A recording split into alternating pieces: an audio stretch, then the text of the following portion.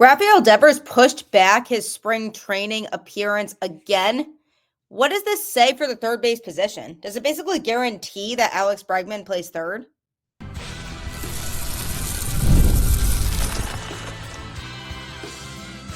You are Locked On Red Sox, your daily Boston Red Sox podcast. Part of the Locked On Podcast Network, your team every day. Hello and welcome to Locked On Red Sox, your daily Boston Red Sox podcast, part of the Locked On Podcast Network, your team every day.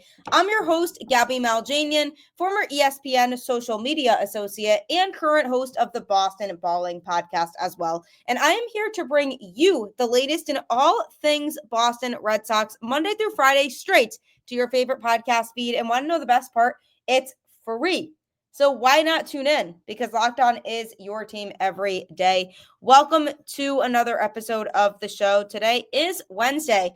Congratulations on being halfway through the week. I am very proud of you for getting to this point because not only are you halfway through the week, but you're also another day closer to opening day, as we are only a couple weeks now from the Red Sox playing their first series in Texas, which is absolutely crazy. The offseason, while it felt like it went by slow, it also felt like it went by fast at times because all of a sudden we're back soon and I feel like the season just ended.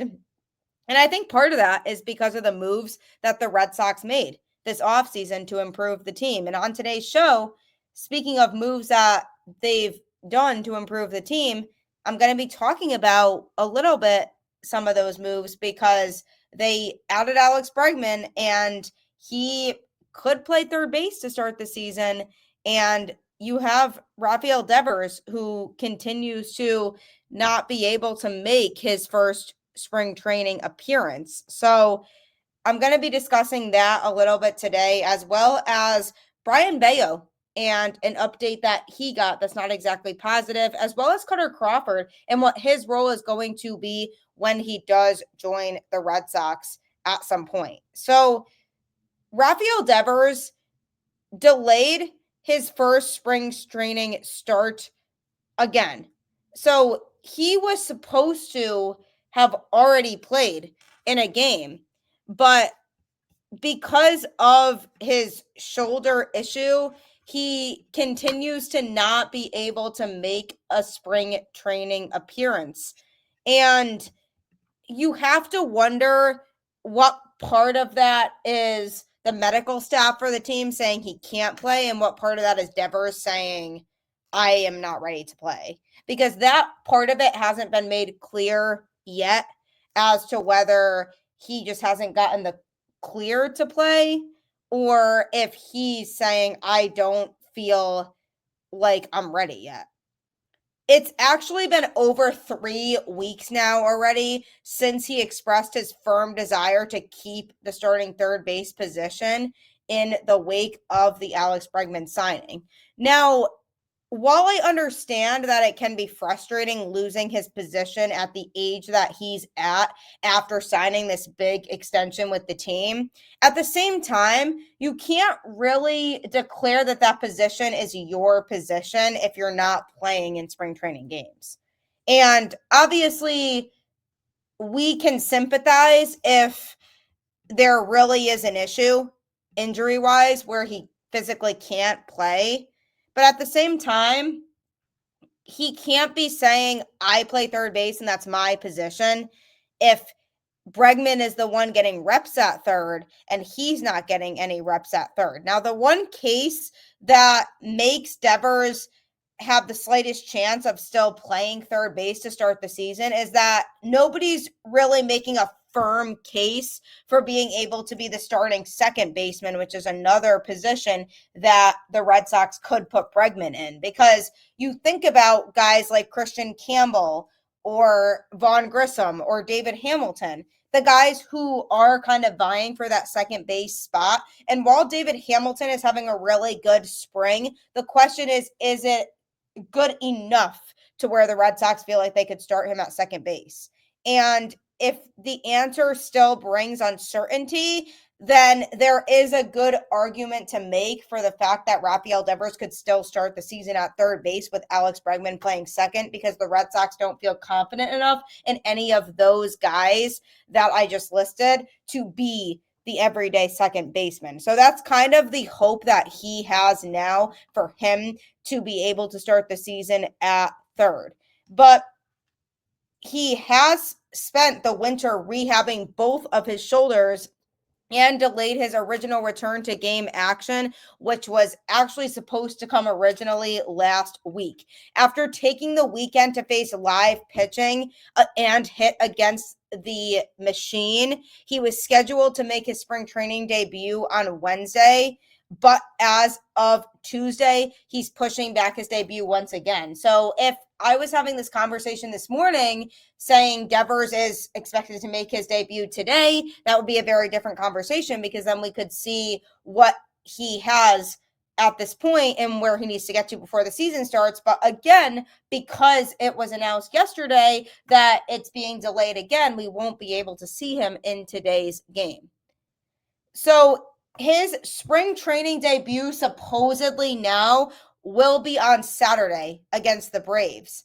And he will face Garrett Crochet and Walker Buehler in simulated games today and tomorrow leading up to that, so that he can at least get some kind of reps in hitting wise before he plays in that game. But don't expect to see Devers until that point in the lineup. While he hasn't been available, that's allowed them to get a really good look at Bregman, who, mind you, is the defending Gold Glover at that position and has been able to play a lot of third base. So my question is, what is the Red Sox plan here? Because if they wanted Bregman to start the season at second base and they wanted to give Devers the chance to start the season at third base because he was adamant about it, then why have they not given Bregman the second base reps? And it's because, to me, I still feel like they think that one of those young players could maybe emerge and make an argument for being the everyday second baseman by the time the season starts. So therefore, in that case, and they would have Bregman play third and Devers would DH. But it's really making us wonder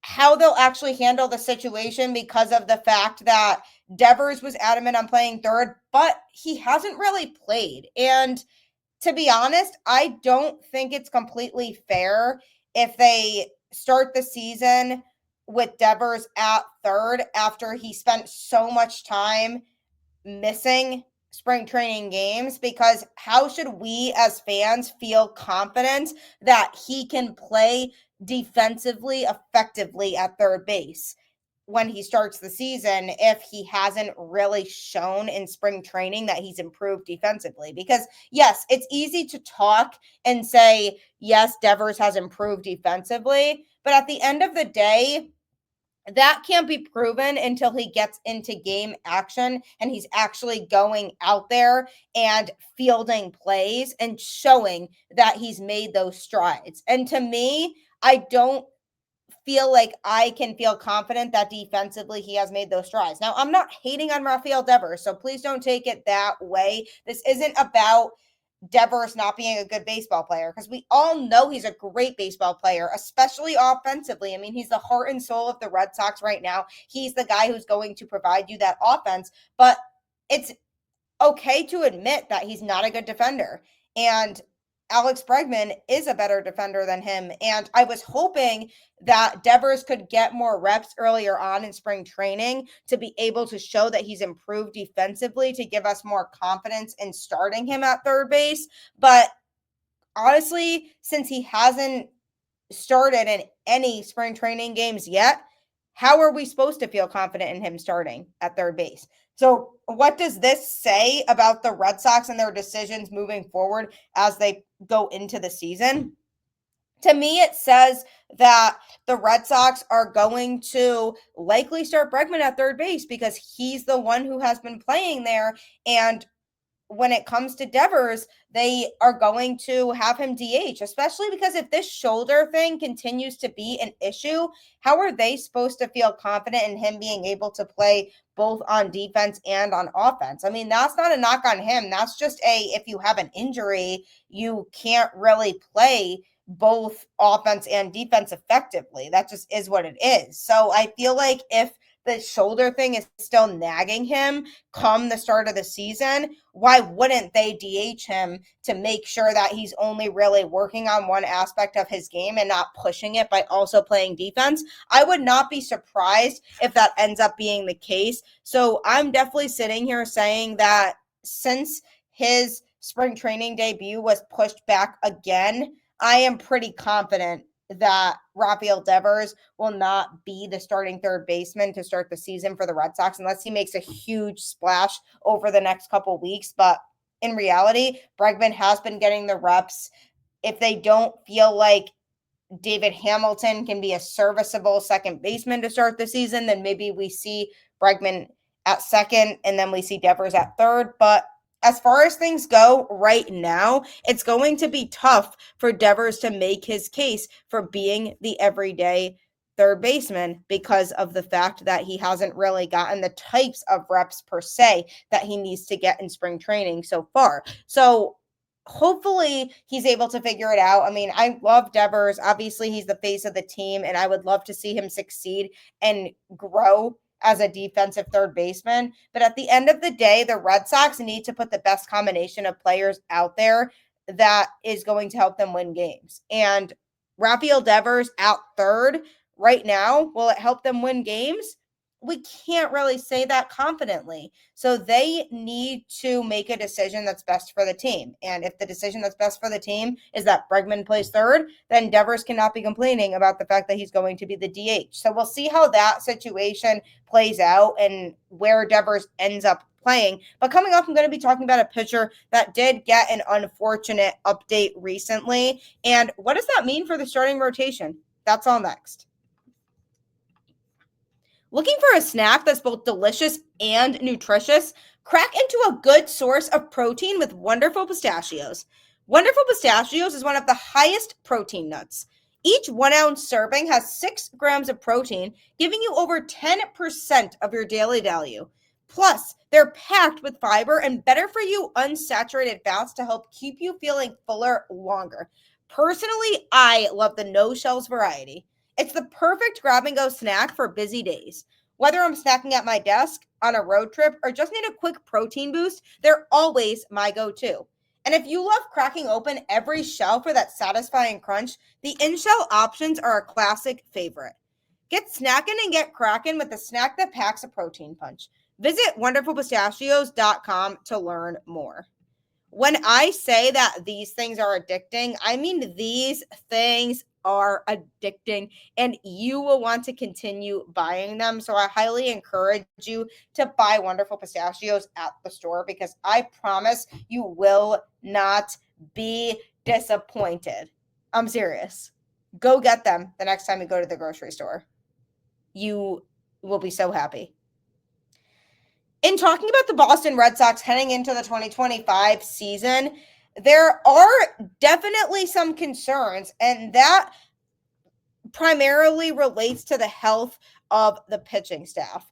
And one pitcher who a lot of Red Sox fans were really excited about heading into 2025 was Brayan Bello. Was he going to be the first half Brayan Bello from 2024, or was he going to be the second half Brayan Bello who showed some improvement and was able to add some aspects to his game that allowed him to be more effective on the mound in that second half? Now, early on in the season, Bello was kind of going with Andrew Bailey's strategy, which was to implement the off-speed pitches a lot more rather than utilizing the fastball all the time. And that strategy didn't necessarily work for Bello. So in the second half of the season, he started utilizing his fastball a little bit more, and you could notice that there was significant improvement in his pitching performances because of that. So his second half performance got people excited for 2025 because everybody was saying, well, is he going to carry that over into 2025? Well, the question will still remain for a little bit longer because he has been ruled out for opening day. Alex Cora said that he's not going to be ready by then.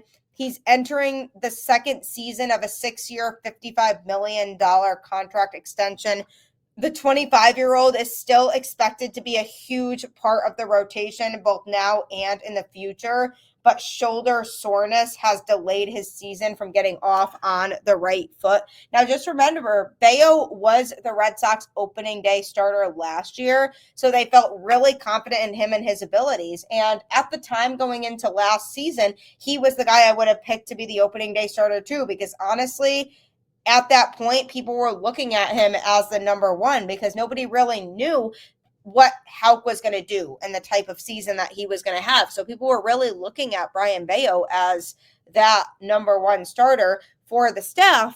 And now his timeline has been pushed back. On Tuesday, the Red Sox made it official. What a lot of people had already expected, which is that he won't be ready to go by the time the Red Sox open their season on March 27th. I mean, a lot of people could have told you that. It's been on the wall, the writing for a while, basically that he has been struggling and hasn't really shown a lot of improvement in terms of his recovery and ability to get back on the mound in a timely fashion. So it's pretty predictable that this could have happened.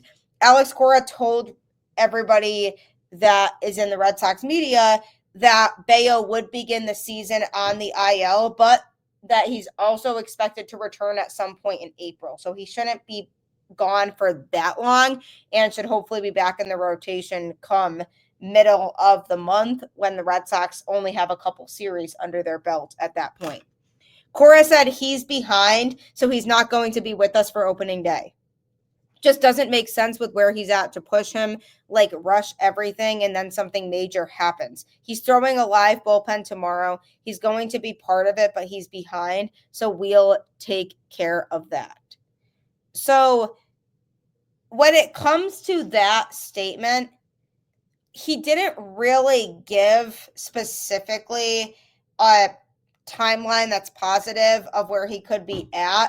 It just basically says that he seems to be on an okay path. He did have a bit of a delay, so he's not going to be ready for opening day, but we shouldn't push him so that he can finish his recovery at a timely manner. So to me, that we shouldn't rush him speaks volumes to me, because that shows that they don't feel like his injury is incredibly severe to the point where he couldn't pitch. Like theoretically, the Red Sox could rush him back to the point where they have him be ready for that first series of the season, but then it could affect him longer term. So theoretically, yes, he might be able to pitch at that point, but I'm glad the Red Sox are making a decision to hold him back and make sure that he's 100% healthy when he does pitch.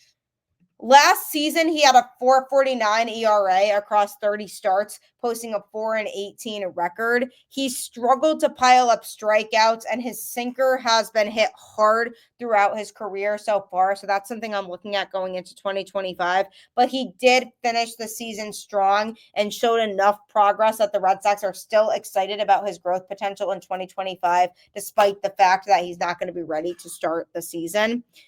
Now, when it comes to this Brayan Bello situation, the question then becomes who will take over that fifth slot in the Red Sox rotation behind Garrett Crochet, Walker Buehler, Tanner Houck, and Lucas Giolito, because also the fact that Kutter Crawford is sidelined, and I'm going to be talking about him a little bit later on the show, but who fills into the rotation? Because they could have Cooper Criswell fill in that role for Brayan Bello and serve in a similar role that he did last year, in regards to the fact that Garrett Whitlock was sidelined with an injury last year and couldn't pitch for the rest of the season after that. So Cooper Criswell took his place in the Red Sox starting rotation, and he pitched very well, and he showed that he could string together some strong innings. My biggest thing with Criswell right now is, can he eat innings? Is he going to be a guy that can get you 5 or 6 innings consistently in his starts? Or is he going to be a guy that consistently pitches 3 to 4 innings, and then once he sees the lineup again after that, he starts to fall apart on the mound? Because the Red Sox used to have this issue with Tanner Houck, that once he saw the lineup a third time through, he would start to seriously struggle and batters would start to hit him a lot more. And that's something that I'm concerned about with Criswell too, is does he have the longevity to be able to pitch in the Red Sox rotation? Because yes, he has some good authentic stuff that we saw from him last year, but he really would only last a total of average 4 innings roughly per start when he was out there. And the Red Sox faced this problem in the past where the bullpen had to be overworked because their starters were not able to string together enough innings. And that's something that I'm seriously trying to avoid going into 2025, is that the bullpen is overworked because they're pulling the weight for the starters who couldn't pitch deeper into games. Now, I understand that if Criswell comes into the rotation to start the season, he wouldn't be a permanent solution because of the fact that he would be a guy who's filling in until Brayan Bello comes back. But while he's out there, the Red Sox do need him to get those innings, because while it won't seem like at the beginning of the season the bullpen is fatigued, the more innings that they work earlier on in the season, the more it's going to hurt them on the back end in regards to the workload catching up with them, and the aftermath of that being that they aren't as effective in the second half of the season because their arms are worn out. So my biggest thing is, will Cooper Criswell be the guy who replaces Brayan Bello in the rotation? I'm thinking there's a huge possibility that that's the case, because he also has experience. You can look to some guys who are pitching pretty well in spring training that arguably could fight for that spot in the rotation. But to me, the Red Sox care about that experience, and the experience that Criswell has in their starting rotation is something that I could see being put above some of the younger guys who are showing a lot of talent. But the Red Sox just don't feel confident that they are guys who could come out consistently and perform.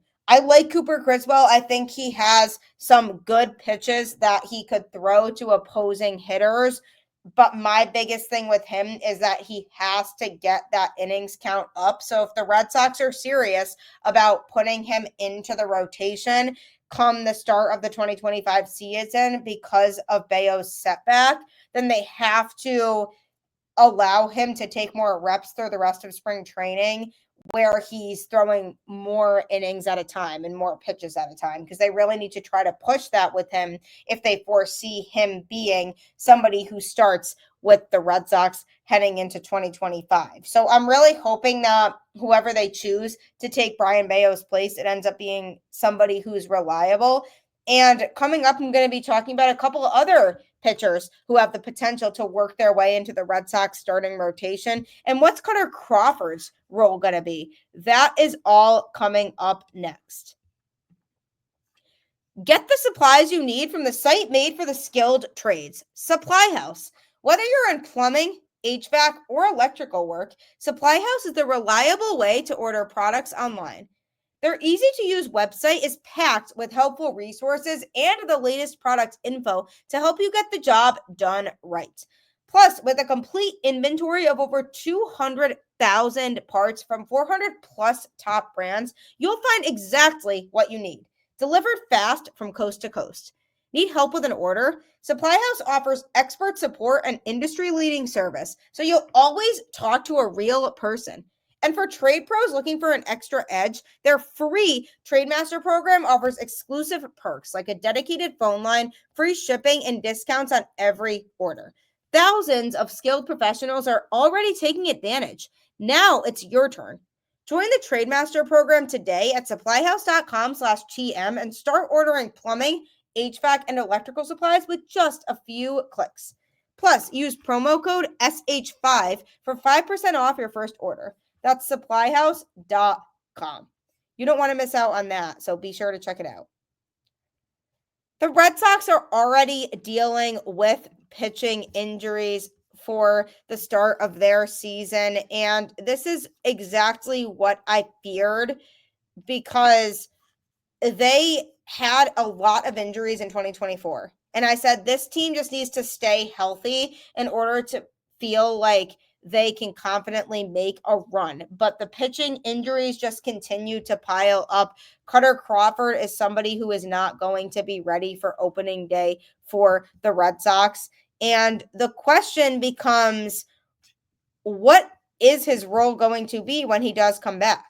Because when he comes back, is he going to be used as a sixth man? Is the Red Sox team going to go with a six-man rotation to where they have Garrett Crochet, Tanner Houck, Walker Buehler, Brayan Bello, Lucas Giolito, and Kutter Crawford in their rotation? Is that going to be what the Red Sox go with? And it's been a topic of discussion because the Red Sox have said, we have several guys who could compete for starting roles here.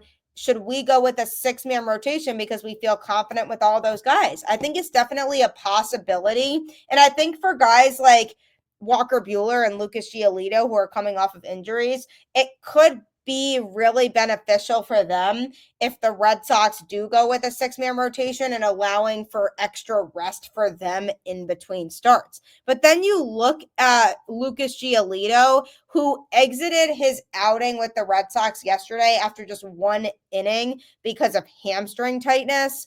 So that's concerning because this is a guy who hasn't been healthy in a while. And if he's experiencing that type of soreness now, is that his body saying, you can't be doing this? I mean, I can't help but fear that he'll get to the point where he gets shut down by the Red Sox because he's not showing any progress. I seriously hope I'm wrong. I mean, the guy has a great work ethic. I heard him firsthand talking about it and talking about how he just really wants to go out there and show Red Sox fans what he's made of.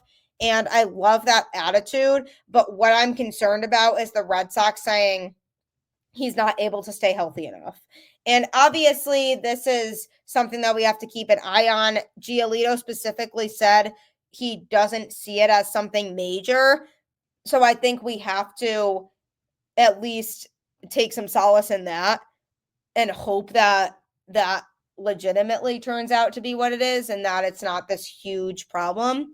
But that's concerning for a rotation that's already dealing with some injuries, because if Brayan Bello's missing opening day, Kutter Crawford's missing opening day, and now if Lucas Giolito misses opening day, then you are left with Garrett Crochet, Tanner Houck, and Walker Buehler in the starting rotation. So then who do you put in those other spots?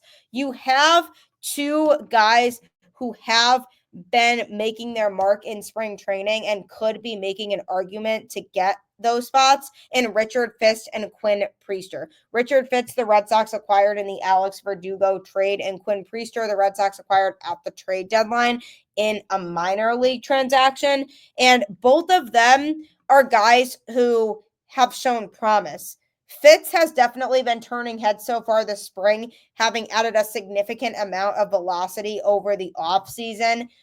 And he showed a lot of promise as he made a few starts in the Red Sox rotation last year. Obviously, it's a small sample size, but he's a guy who the Red Sox feel confident in and feel like they could get a lot out of him in his future because they wouldn't have traded for him if not. And in those few starts that he made for the Red Sox, he definitely showed some potential there.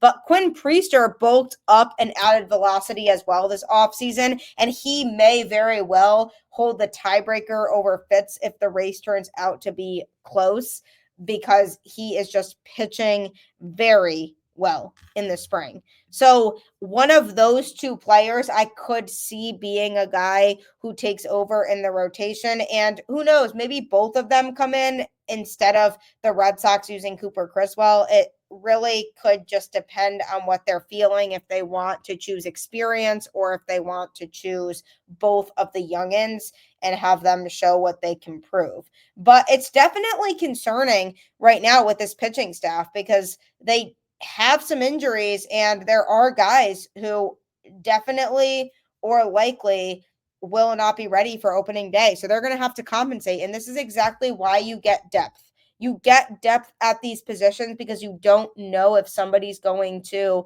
have an injury and they're going to miss time. So you have to have guys on the back burner who are able and ready to handle it so that you can call those guys into action to pitch and that they can give you what you need. So we'll have to see what happens there, but I'm hoping that these guys can get healthy because I just want a healthy Red Sox team going into opening day. I think there's a lot of potential with this team and lots of guys who are eager and ready to win and want to just go out there and be a playoff team and have fun and be able to play October baseball. So I'm hoping that that attitude can continue to rub off on them, despite the fact that they do have some injuries, but hopefully those guys can get back to playing on the field sooner rather than later. But I do appreciate you tuning into Locked On Red Sox and making it your first listen today. For your second listen, check out the Locked On Fantasy Baseball podcast with hosts Dominic Martino and Matthew One. MLB fantasy draft season is here. Be the most informed fan and set yourself up for a league win.